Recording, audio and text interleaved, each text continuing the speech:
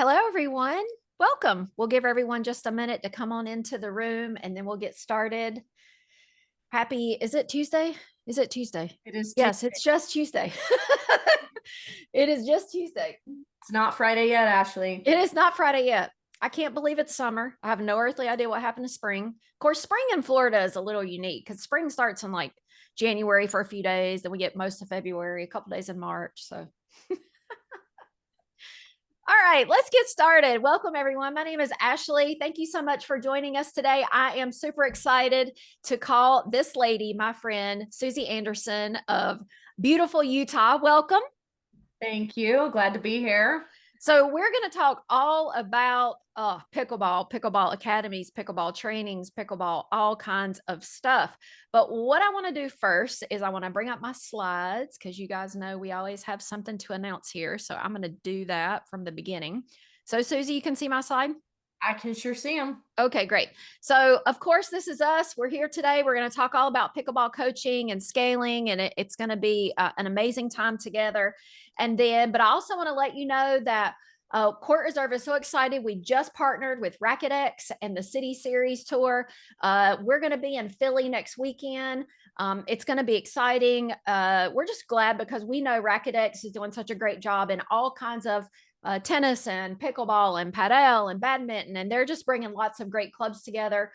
So we are excited to be with them. Actually, Jill and I are going to be in Philly. So if you want to come hang out with me and Jill in a couple weeks, we're going to Philly. We're actually going to do a giveaway on Instagram. We're going to give some tickets away to the Philly stop. So if you're not on the Court Reserve Instagram, I would highly recommend that you jump on there and become our friend.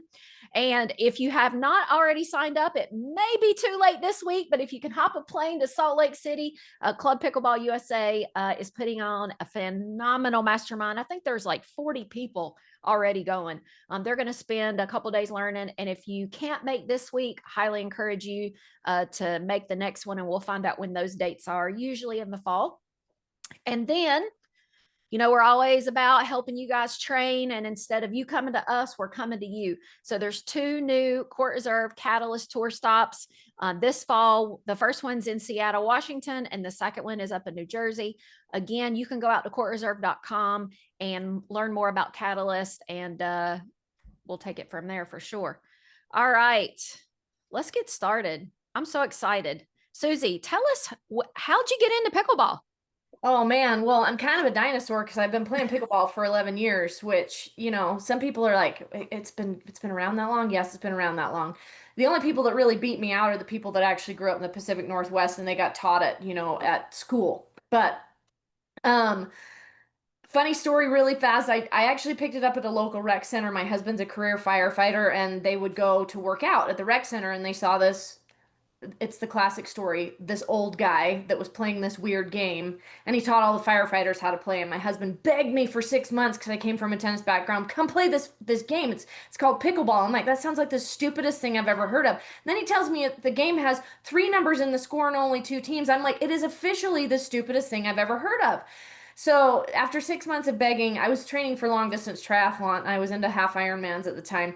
6 months of begging, I finally showed up and I played. And within 3 months, I'd sold my bike, quit training, was all in on pickleball, and I was sponsored and playing professionally within 2 years. Wow, fast track. So, how did you get to Club Pickleball USA? Um, so Club Pickleball USA, I was playing professionally at the time. This was back before the PPA tour was around. And I was also teaching on the side when I was at home.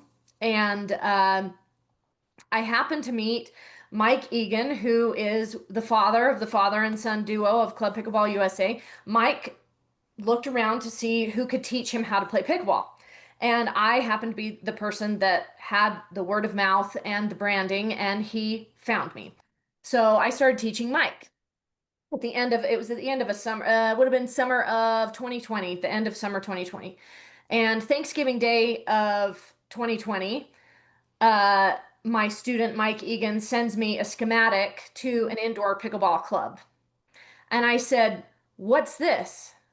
And he says, "Do you want to be our head pro?" I'm like, "Heck yes, I do." And then, A few days at the beginning of the next week, I show up to this, used to be it was a home base, like a Home Depot. I show up, they're grinding the floors down. You can hardly see anything because of all the concrete dust in the air. Um, and that's where the relationship started. And I ended up not only being the head pro, but also the founding director. I helped build all the play-based programming, which I later handed off to them. And then I've delved into just developing the coaching academy. That's amazing. So, what makes your journey through pickleball at the club level so special to you? Um, oh, a lot of things. It was really just it was a great opportunity for me. I needed to leave playing professionally because I needed to stay home and raise my teenagers. And I'm a very driven type A, go, go, go gal. And um, I loved that it was this new place to put all my competitive nature in, but it was to be the best club, the best coaching academy, the best coach. Um, I loved that drive and that progress is very fulfilling to me. I can actually tell you I love coaching way more than I ever loved playing professionally because it's fulfilling not just on a personal level, but I love to see the fulfillment and the growth of my students. It's very meaningful to see how it enriches other people's lives as well as my own. And that's been probably the greatest, high of the whole scenario is the connections and the people and the relationships and just sharing in the growth. And that's what pickleball is all about. So for sure. So when you were at the club full time, directing, doing events and programming, Yeah. how do you decide what to put on the event calendar as far as programming goes? Or how does a director learn to do that? Well, it's a little bit of trial and error because we have two clubs here in Utah now, and technically we have three locations, but one is like a little satellite extra spillover location that's 5 minutes from our Sandy Club. So we have our Orem Club and we have our Sandy Club. And our demographic in the two counties, they're 25 minutes apart from each other. The demographic is totally different. So a lot of it is you have to figure out what does your demographic want? Who are they? And almost any club's going to have a daytime demographic and an before and after work hour demographic, and you got to know what they both want. And then you start planning the programming around it. And a lot of it is you put stuff on the calendar and you see what fills. You see what they're excited about. Then you start hearing, you start talking to them, you interact with them. It's all about community. You're building this space, you're creating an experience for them. So you think about it, what experiences, not necessarily what events, but what experiences do my player base want? Figure it out, add more of them. If they keep filling, it's like, oh, well, how do we, okay, the 3-5 on Monday nights from 7 to 9 is always full. Okay, what if we did a team night? What if we did a mixed doubles date night? You just start kind of seeing what are the different variations. When you find something that works really well, find some variations. If something doesn't work, don't beat the dead horse for very long before you take it off the calendar and put something different on. Or ask, why isn't this working? Why isn't this filling? Talk to your player base. You know, do people just not know about it? Or is the time not right? Or, you know, the women all want to play at that time, but they want to play only with women, not mixed gender. And so a lot of it is learning what you want. Our Sandy Club, they want events all day long. I mean, we run bazillions of round robins, kings courts, paddle battles, the whole shebang. My Orem location, they actually like open play and booking their own courts. Our we don't fill as many events in the evenings we do, but not in the daytime. And so it's just you come up with an idea, you put it on the calendar, you try it, you collect the data. You got to have a way to collect the data, and then you make an adjustment or you keep adding to. And so it's really get to know your players, make smart decisions, collect the data quickly, and make adjustments. So is there an event or a program that surprised you, that you were surprised that it took off as well as it did, maybe? I haven't had any that I wouldn't say that I've had some that surprised me that they did take off. I've had some that I was really surprised were total flops. for interesting in the coaching academy world, most of my pickleball players out here in Utah are pickleball players. Not meant not you go, I support a club out in Chicago. There are tons and tons of tennis players that come in. So cardio pickleball or like live ball, which are both kind of tennis events that we've changed into pickleball. My Utah players, they hate them. They won't sign up for them. I know places in California and places in big tennis communities, they cannot get enough of cardio pickleball and live ball. They love them, but they're familiar with them. My pickleball players, they're like live ball, which I think is a great event, but it's more of a pressurized, fast-paced event where they're still learning, but they're like, how do I win? And it's like, there isn't a winner. It's not something you can win. It's your health. Your health is Yeah. the winner. And it's your health. You're moving more. But you're also practicing your shots in a high pressure situation. But they're like, how do I win? I'm like, well, you don't. Well, why do I want to do that? Okay, so we'll take that off the calendar. Yes, quickly. Yes, yes, yes. Right? Or we had a flex league that we offered multiple different times. It was like the same league, there were so many options, nobody took any of the options. Like we thought that Devin and I were talking about the other day. We're like, remember the Kings League? We're like, yeah, that stunk. You know what I mean? But we thought it was going to be the great idea, and it's like, Okay. so yeah, I was more surprised by the flops than I was by the successes. That's good to know though, because again, like even at Old Coast Pickleball, we've had to completely take things off the calendar that we thought were going to be big hits. And Oh like yeah. when two people sign up, you're like, no, we're not doing this again. I'm like, well, they didn't Yes. want that. All right, let's talk about coaching because Uh, you have a passion for coaching. You have created an entire coaching program. Tell us, how did you get started? Where did this start from? And let's just start talking about your coaching program. so, um, by nature of limited time, I had I had coaches and I needed to train them and I needed to mentor them. And I found rather than trying to mentor them all in person or have them spend all this time shadowing me, I knew how every skill and every drill should be taught. And so I happened to come from a background. I got a degree in commercial photography. I was a commercial photographer for 16 years before I started into my second career. I haven't figured out what my third career will be but for right now we're on number two. Um, so I started filming for my coaches because I have 13 coaches over two locations. One location's 45 minutes from my house, one location's 15 minutes from my house. So I'm like, how am I going to train all these coaches and be time efficient? So I videoed everything. Um, so every skill and every drill that is taught in my club is videoed. The other thing that I felt was so, so important in creating value in our training academy is we all had to be on the same page. They couldn't go to Coach Bob and get taught how to hit a third shot drop and then come to Coach Suzee and get taught a whole different technique of hitting a third shot drop. That student is now saying, where was my money well spent?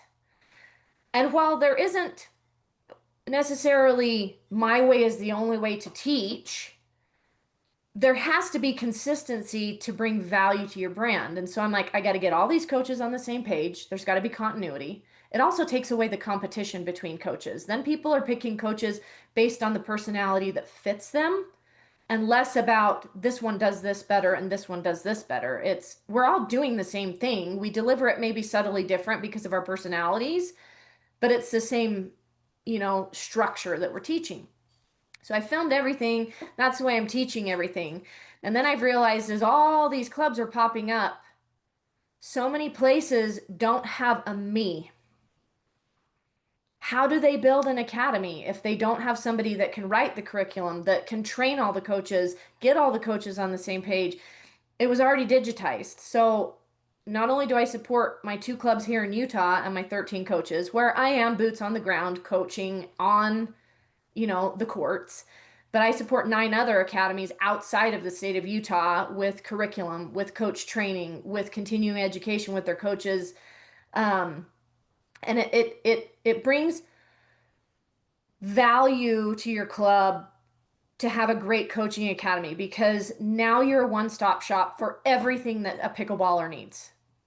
There's fun, there's community, there's growth, there's a pathway of progressing, all the things that bring everybody into this great sport, right?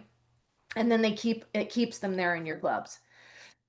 I love the progression part because coming from tennis, right? It takes sometimes years for people to be able to go out and accurately, like, even do a set in tennis because of how big the court is and how the strokes are and everything. And that's what we've heard in the pickleball world is how do I, as a coach, transition from lessons in tennis to being lessons in pickleball? How have you helped people see that and the value in that and the value in this way of coaching? Absolutely.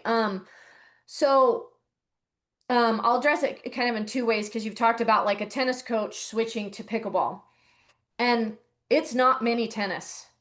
I recently worked with all the tennis coaches for Cliff Drysdale tennis, and helping them to see there's some great things from tennis that we bring into pickleball, and then there's things that we're going to leave in tennis and we're going to do them different in pickleball because it's a smaller court, it's different equipment, it's a paddle and a hard ball. Um, because the court's smaller, we move differently. Um, they bring great things like their ability to load and rotate, all these things. So there's lots of things to bring in, and I address that when I'm training coaches, especially coaches that came from tennis or are teaching in a tennis heavy area, right? Of there's some pretty clear distinctions of keep these, throw these away. Um, and so there is a shift there, and there needs to be a willingness to see the differences, appreciate the differences, and embrace them if you're transitioning there. When it comes to progression pathways for your students, it's all about having expectations of what each skill level should be able to do.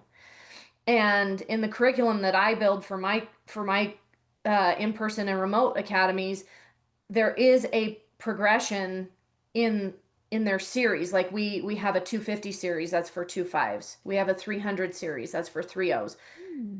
The 300 series is giving them the skills that they would need to become a 3.5. We're already assuming they have the skills of a 3.0, but now we're going to give them, work on the skills for the 3.5. And we have it set up in a way that it can be ongoing. They can jump in the series any month in the series. They don't have to start at lesson one. So it's progressive in that the 300 leads to the 350. But by nature, I can't be starting, say it's a 12 weeks of lessons. I can't be starting a new one of those every month. There's not bandwidth, there's not court time. And so it's built out so they could jump in on week 5 or on week 9 and still go through the series. They repeat through, but it gives them this beautiful progress. It educates them on the expectations of what they need to know. We're going to give them the tools. Hopefully they go out and practice. It's always up in the air. Right. Well, that's true. How how is it that you can take someone who maybe is a great pickleball player, right? Does that always translate to being a great coach? Oh no. The best pickleball players I know are horrible coaches. And the reason being is a great pickleball player, sometimes they do a lot by feel. They're that kid that was freakishly athletic. They watch the coach do something and they can just do it. But a great coach can take this is a classic student of mine, the stay-at-home mom that is finally an empty nester and all her best girlfriends are playing pickleball and she doesn't want to look like a fool. And yet she doesn't have any sports background. Maybe she was a cheerleader, maybe she was a dancer, maybe she was the brain and she didn't do any sports or athletics. And to take sometimes that really athletic, extremely talented pickleball player can't actually talk to that student of this is where I need you to turn this toe and your hip's going to do this and then you're going to rotate through. You have to be able to you have to know the technical competencies of every shot, how they interwork, and how to actually communicate and get somebody to do that. And some people are visual learners, some people are auditory learners, some people are kinesthetic learners, and you actually have to hold their paddle or their arm or, move their shoulders to get them to do it. And so sometimes that really great pickleball player, they never had to learn it like that. They could just see it and do it. Like, I got a great friend, Tyler Loom. Y'all know Tyler Loom. And Tyler will admit to you that he's not the best at coaching. Tyler's great. He's great with strategy, but like when it comes to mechanics, he just feels it so well, and he's always felt it so well. Breaking it down for him is difficult. Great guy, great player, great at coaching strategy and things like that. But your 2-5 and your 3-0 and even your 3-5, they need mechanics, right? And so having somebody, one of my best coaches is actually 80 years old. Love Bob. That man can teach the beginners. He has the patience. I mean, the patience all day long. And everybody's like, one of my young guys was like, "You're hiring Bob?" I'm like, "Yeah, you just watch." And he is like the beginner whisperer. So how do you take an individual who says, you know what, I want to be a pickleball coach, like through your academy and what you've done, like give us like the 4 different things or the 5 different things. Like, how do you take them from player or maybe I want to coach or I want to learn to being able to like hold their own and to be able to go to a club and get a job as a coach? The first thing I'm going to tell anybody to do is get certified. Um, I got my hat on. I'm a coach developer for PPR and an education consultant for PPR. Um, that means I'm kind of biased towards them. But um, if you get certified, say you're a good player and you want to move into coaching the coaching sphere and you want to get hired by a club. Any reputable club should be hiring somebody that's certified. Why? Well, number one, you're going to come with liability insurance. Number two, you've shown that you're interested in investing in your craft with both time and finances, that you want to be taken legitimately. You're not just the guy pulling a basket of balls out of the trunk of his car at the city park. You're more than that. You're a brand, you're a professional, right? And so the first step in looking professional is get some credentials, right? PPR, we focus very heavily on how to coach and what to coach, but there's a big emphasis on how to coach. We have a level 1, we have a level 2, and we've got some more specialty courses coming out as well in the next year. But the first thing I would say is get certified. The second, start practicing. Really learn the components of each of we call them the technical competencies. They'd be grip, stance, your paddle prep shape of the shot, contact point, weight transfer, and your recovery. Those are the 5 competencies of any shot. If you don't know those things, well, how are you going to teach somebody? How are you going to know that they're popping a ball up every time because their stance is wrong or their grip is wrong? You have to know how they interact. You have to be the fountain of all knowledge. Your player hits the ball in the net, you must have the answer. So you've got to you got to have the knowledge and you got to train yourself to see the knowledge, right? And that just comes with practice. The other thing, you got to have people skills. At the end of the day, people come back because they like you and you were fun. They have to have a good time. They have to feel good about themselves. The other thing that people forget about being a coach, you're a salesman all at the same time as being a coach. It sounds sleazy and we all hate it, but at the end of the day, don't give them all your information in one lesson. Give them enough that they can digest and allude to what's next and invite them to come back again, right? It's salesmanship. And so you have to be comfortable with all those things. But the biggest thing is create your own personal brand in essence of who you are as a coach. What are you known for? If you have a personal brand, if you have an identity as a coach, you're hireable, word of mouth will go around, you will be a professional, and that's really what people are looking for. Now, you've been in pickleball a long time and you probably learned to play pickleball one way, but teaching someone to play pickleball today is probably a little bit different than, 11 years ago. What's the difference now than if you would have done this 11 years ago? Um, well, even since I started teaching 6 years ago, the way we teach the game is different. The game has changed. The paddle technology, the pro tour with the bigger contracts, more tennis players coming in. The game is changing. It's much more offensive. It's much more aggressive. I laugh and tell my students, I'm like, when I was a pro, we would have dink rallies that were 80 dinks. 80 dinks. There's no speed ups, guys. 80 dinks. I kid you not. Like, we're playing with composite paddles, right? You couldn't do the stuff that they can do now with the paddle technology. And so the game's gotten much more offensive and it's modern. We saw tennis do this when the Williams sisters came in. No longer was it like the, Chris Everett and Steffi Graf days of tennis. It was the Williams sisters. It was power. It was load and rotate.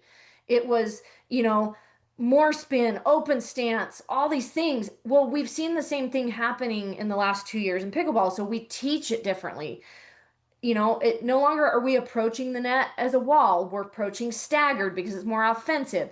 We're not watching our partner hit our third. We're not dinking for survival. We're dinking for manipulation to get what we want. I hardly even use the word reset when I'm teaching. I teach my students, I want you to hit a neutral ball. Reset to me is so passive. It's like, oh, now I'm in defense mode. I want to be in defense for as minimal amount of hits as possible. And then I'm back in the driver's seat. Being in the driver's seat doesn't mean I'm hitting the crap out of the ball. Being in the driver's seat means I'm putting a ball somewhere to make my opponent uncomfortable. And I teach a lot about ball recognition. I know what I'm going to hit as my opponent is hitting their shot based on where's their weight, where's their paddle, what's their court positioning. The ball recognition piece starts on the other side of the net. It's gotten so fast. I can't decide what I'm doing when the ball's bouncing in front of me. I have to decide when they're hitting the ball, what I'm doing next. And this is the new, more modern way that we're teaching pickleball because it's fast, it's aggressive, it's offensive. Aggression and offense isn't always power. It's placement. There's lateral pressure, there's forward pressure. And that's the style that we teach in my academies. It's new, it's modern, it's up to date, and it throws a lot of people because there's lots of coaches still teaching the old way because So we're go ahead. yeah, that's what I was going to say is, in Florida, for instance, you can go out here to the public park and sometimes people are out there being a coach, right? And Mhm. so now it's how do we make sure in the future of pickleball that we are being coached and able to get a hold of coaches to bring them into our facilities that are trained and teaching up to standards of what the play is like today for us as social players. Yeah, and I think that it goes back to, the accreditation. Do they have credentials? Do they have a certification? If they have a certification, and they're active in their continuing education, I mean, the way when I became a coach developer for PPR 5 years ago versus now, we don't even talk about the game the same way we did, right? But I've stayed involved. It's not, did you get a cert 5 years ago and then never do anything more? It's are you staying active in these organizations that are or that are continually building the sport as it grows and progresses? So if somebody was interested and they wanted to develop their own, training academy at their own club, what are some of the steps that you would encourage them to take in this day and age? Um, they need to get a good head pro that's willing to lead. Um, whether that head pro is falling in line with support with curriculum, and training with somebody like me, or they have the ability and desire to build their own, you've got to have somebody that's going to lead, it's going to be a go-getter, and building that continuity, you really have to look at it as you're building a brand. That's what you want from your coaching academy, not just we've got these 5 guys that teach pickleball when they have extra time. Like there's got to be some organization, just like you have organization to the rest of your club management. You can't have organization and value and brand identity everywhere and then just here's these schlubs that teach for us, right? Make it all professional. Um, And so you have to find somebody that's willing and interested in leading that way. Some clubs, I mean, I believe you only have 2 courts at Old Coast, We right? do. That's correct. I mean, a smaller club, 2 to 4 courts, even 6 courts, it's realistic to think that your director could also be your head teaching pro. they're going to have at least one or two more probably teaching pros below them because they can't carry all the directorship and all the teaching on their own. Maybe on two courts they probably could. But you get into the, the four and the six courts, but it's just it's having clear expectations and a vision and a brand and really being polished and finding somebody that's how they're going to operate. And like I said, the best player isn't always the best coach. So what do you think when clubs and academies or clubs and facilities, they're ready to take the next step, right? They want to hire this head pro, this club director. What are some of the best things they can look for besides, hey, yeah, I have my certification, right? How do you bring somebody in and hire the right head pro or club director? Um, well, I always tell my clubs that I support that, that they're looking for coaches. I'm like, well, I'll ask the owner, I'm like, well, do you play pickleball? They're like, yeah. I'm like, then go take a lesson from this person. It's Don't even tell them you're looking to approach them to hire them. Just go, it's like being a secret shopper. Go take a lesson. Uh, are they professional? Did you learn something? Uh, was it organized? Have an idea in your mind of what qualities you would want in a head pro. Professional, organized, stays on task, all those kind of things, like actually delivers some value. If those things show up in the lesson, well then approach them. Because there are a lot of coaches that are just kind of freelancers doing their thing here and there, and you'll have some that are building a brand even though they kind of teach here and they teach here and they teach here. But if they're professional, they're organized, they're building a brand, you actually like the product they delivered from your secret shopper experience, that's the kind that you go and approach and be like, we've got a club and we need a head pro. Is that something you're interested in? I love it. So when you're, 11 years ago and you came to Club Pickleball USA and, you've been there for a while now, what Yeah. are some of I guess, benefits or, things that coaches are being offered today that you see as something that's powerful? Because, we're trying to make, this is a profession that wasn't around 10 years ago, being a professional pickleball coach or a head pro of a pickleball club. So what are some of those benefits? Like, I don't know, insurance is important, regular benefits. How do they provide the extra benefits to gain these good pros and directors at their clubs? So, I have I feel like pickleball coaches are interesting. If I were looking at it from a club owner, we actually pay all of our pickleball coaches. It's all commission based. You eat what you hunt. Mm, Um, because I've seen it happen in other way. It's different for a director because they have lots of things that they're doing on the director side, organizing, managing that can't really be commission based as well. But I found pickleball coaches are a little bit interesting. If you don't keep them motivated, they take advantage. I've seen it happen in multiple clubs. And so, and most of them right now are still freelancers. okay. You know what I mean? All of our coaches are, on a 1099. They're a contractor. Um, but a director and a head pro would be different. Um, and so, but the benefit that these coaches are getting is they get exposure to all the clientele that the club is bringing in. People that they're not going to get exposed to by just wandering around the city park. They have a guaranteed court. Rain, wind, lights out, whatever, they have a guaranteed court that's going to be there no matter the weather, no matter how busy the courts are. Do you know what I mean? A guaranteed court. Um, they have, it's a place to hang your shingle, right? We put banners with a QR code that shows our coaches, here's Coach Josh Peterson. This is his duper. This is his favorite shot. This is how long he's been playing. And here's a QR code. Scan this if you want to, lesson with Josh. And it immediately populates your phone with a text message. Hey, Josh, I want a pickleball lesson from you. Ta-da! Easy. You don't get that at the park, right? Right. You don't get a business card with your phone number. on a front desk where hundreds of people walk by.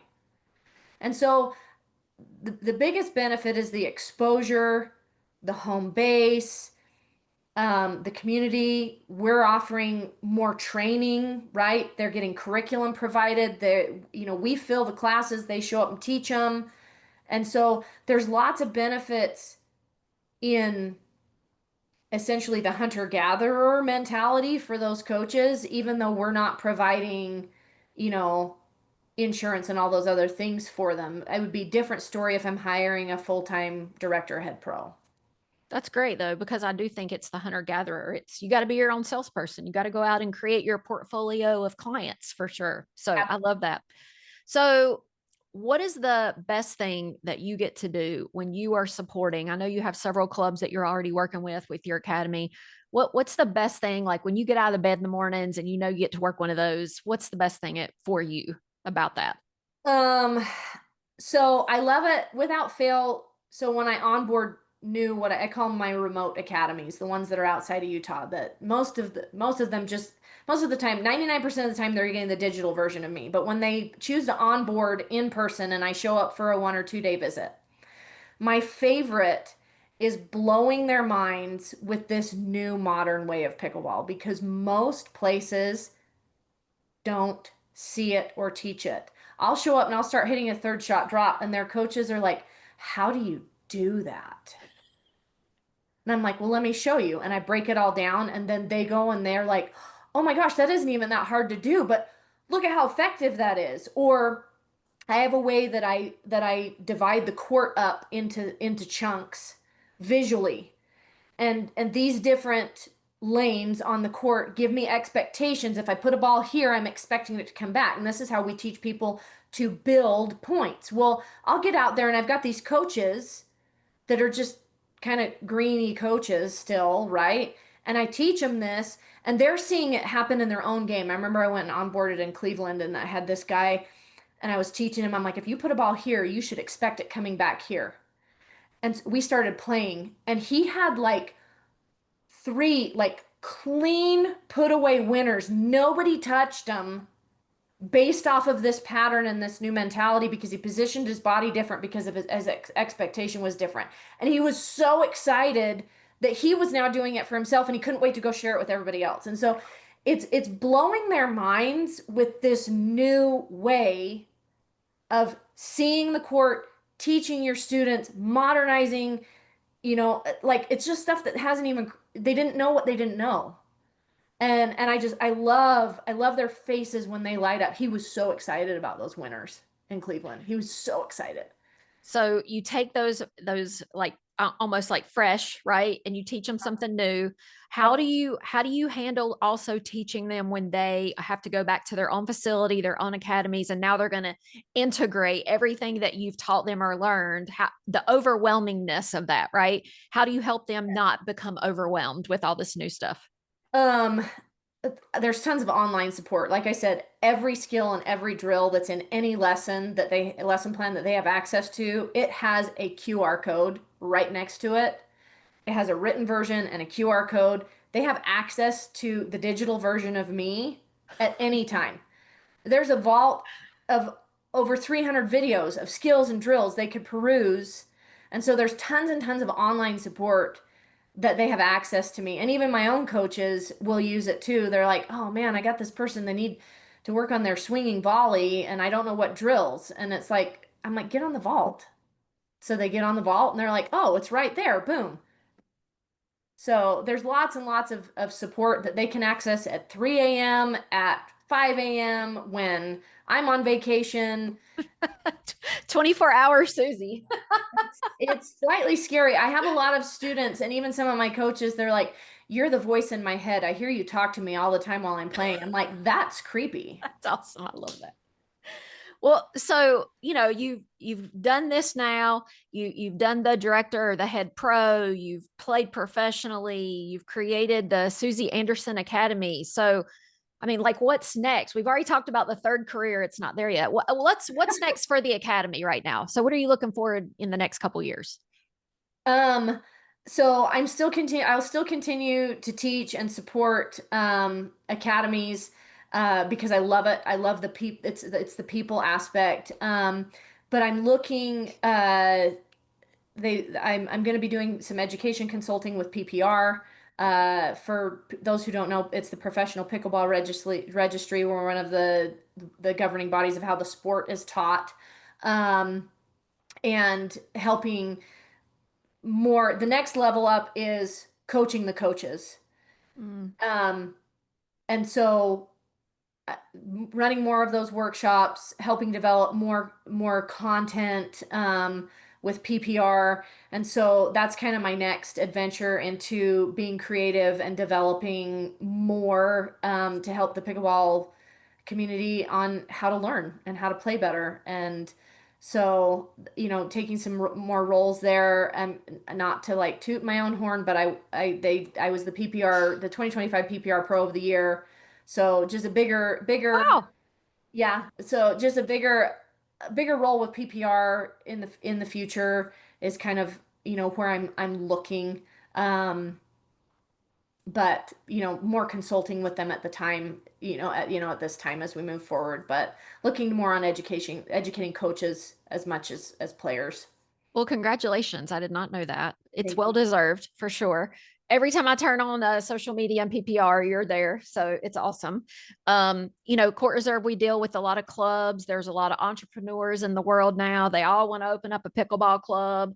They Oh yeah. all just see the money, right? And then, what we want to do is help educate people because you got all these public parks, social players. And how do you see in the next coming years that these clubs and franchises are going to kind of change the way pickleball's played? Because 20 years ago, there wasn't really a pickleball club out there. And now there are a lot. They're almost everywhere. They are. Um, and it's always as I've seen, we've even had clubs, come and go already here in Utah, and it's that fine balance of the passion for the sport and actually good business sense of finding that balance to make the club successful. I think it's been shocking to a lot of people, opening clubs, how we're going to call it nice, how frugal pickleball players are. Yes. They Good word. are. So that was my professional label for that. Um, Pickleball players, while yes, there's a lot of money in pickleball, they're interesting on how they spend their money in pickleball. And I think it's still because, it's the Wild West and there's so many public courts still available. Do you know what I mean?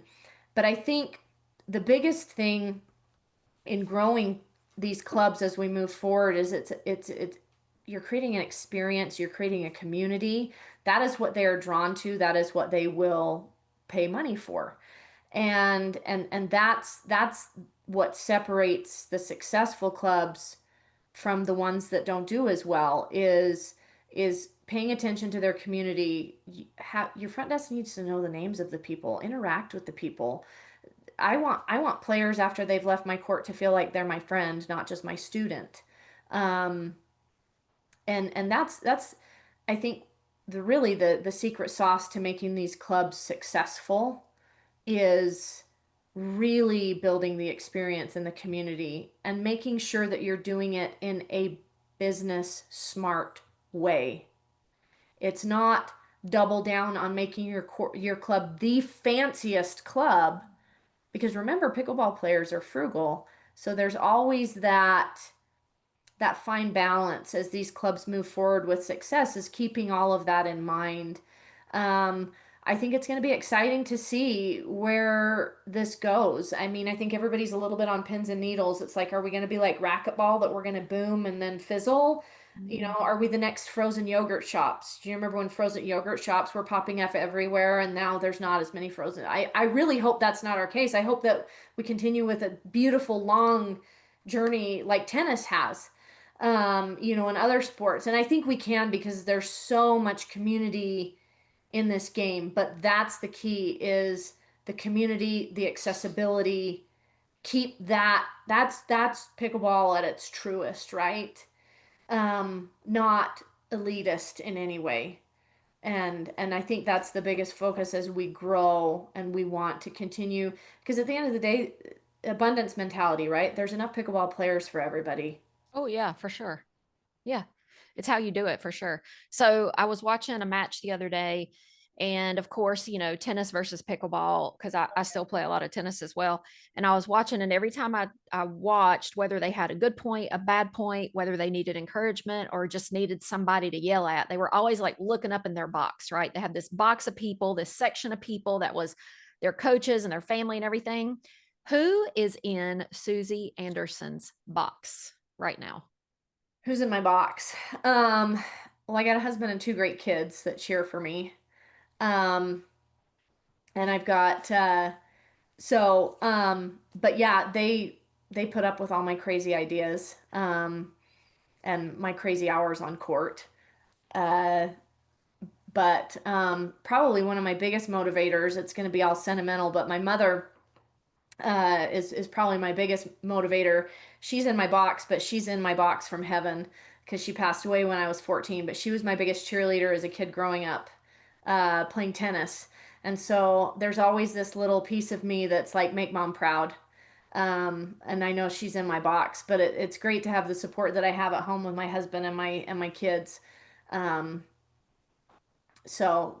my son loves to brag to everybody. He's at the U.S. Coast Guard Academy that, because they have pickleball as an elective and they have a pickleball club at the Coast Guard Academy.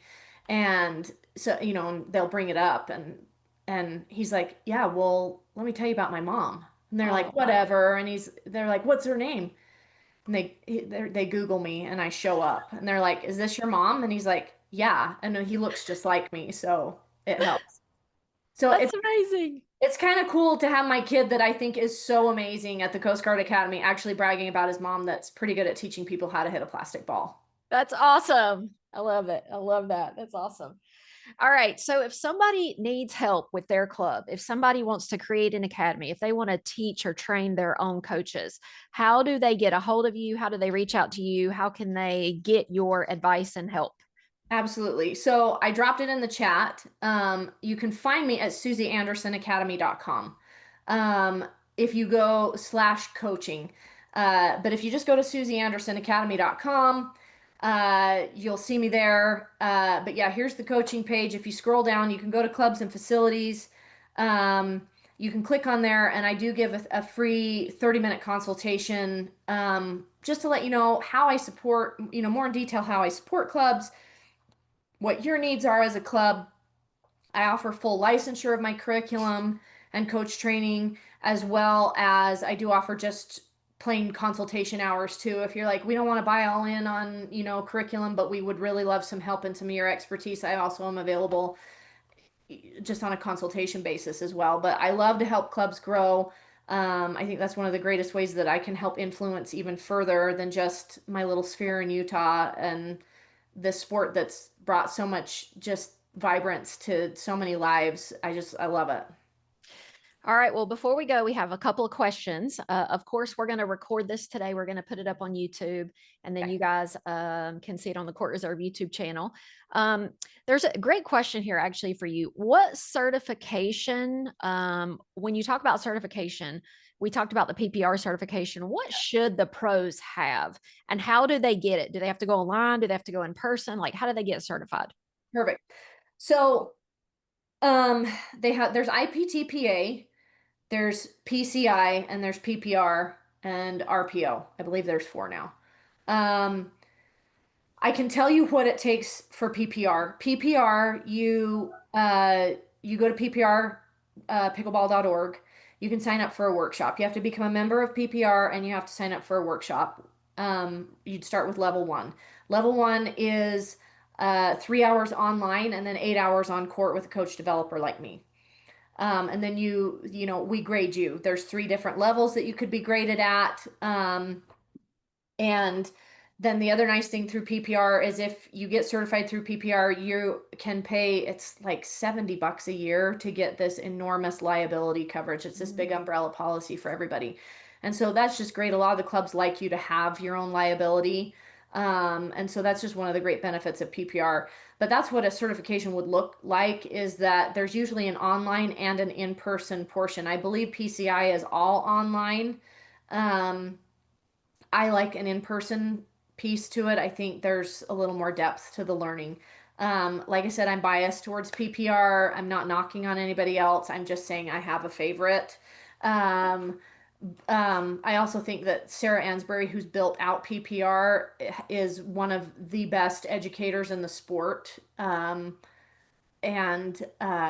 but yeah, that's what certification is going to look like, is they've got to take a workshop. Now, if you already have coaches and you would like to get them certified, you can contact PPR. You can host a workshop. You'll get a free, for the court time, you'll get a free registration for the workshop for one of your coaches. But we can come out and actually you can host a workshop at your facility, and we can train your coaches there as well. Yeah, we did that at Old Coast Pickleball last year. Actually, we held a certification, and it was great. And I mean, it's great because then you know that your local coaches also are going to come and they can check out your club. Your players know about it because it's on the calendar. So Yeah. there's another question about that. Any thoughts on the IPTPA certification? Do you know anything about that certification? I do know some about it. My I don't know a lot about it. I have trained coaches that are using my licensure that have done an IPTPA, and that um and it they teach a little differently, and I do have some concerns if it's as modern of a version of teaching as we teach in PPR. Like I said, I'm biased. This isn't meant to be We'll leave it at that. meant to be a slam fest. All right. A couple other questions. Do you let coaches work at different clubs besides your own? Um, yes. However, in our coaching contract, because we provide curriculum for them, the curriculum does not go anywhere else. They sign that in their coaching contract. We also have a piece in their coaching contract that any student slash client that they gain from interaction at our club and teaching at our club remains a client or student of Club Pickleball USA for, I can't remember if it's 18 months or 2 years after that coach were to leave. Um, so we didn't have that written in our stipulation at first, and we had coaches that would come because we're in Utah. They'd coach all winter long, and then they'd take all their students outside to the public courts. We had that happen a couple of times, and so we altered our coaching contracts, because as the club, you're investing um, in them and some loyalty back. We thought it was a little more given than it was, so we put it in writing. Yeah, for sure. But I don't have a problem with coaches coaching elsewhere, as long as like we provide curriculum that is for use only at our clubs. You can lock them in if you want. It varies kind of club to club. All right. And so the last question that we have, unless we get any more, do most clubs let their pros play in open plays and court bookings for free? Um, so we, with our coaches, they start at a membership level where they don't have to pay the membership fee, but they still have to pay for court time. I Mhm. still pay for court time. I'm the head Mhm. teaching pro. I still pay for my court time. If I go play in the 4-0 round robin, I'm not a 4-0. The reason I'm playing in a 4-0 round robin is to market myself as a coach. I don't pay, it's only $5, but I don't pay to play in that round robin because I'm there to market myself. Um, but our coaches do get some member benefits. If they are teaching a certain level of volume, they get higher member benefits. So they get the lower court fees, you know, we have different tiers of our membership. So they get rewarded based on their volume. Um, you give us more, we give you more. That's the secret sauce right there. That's awesome. Motivation, baby. That's right. Well, thank you so much for joining us. I hope that you guys have enjoyed just as much as I have today. We'll put this up on the YouTube channel for Court Reserve. And if you want to know more about Suzee's Academy, you can click the link we put in the Everyone channel or reach out to us at support@courtreserve.com. Thanks, Suzee. Thank you. See you later. Bye-bye. Bye.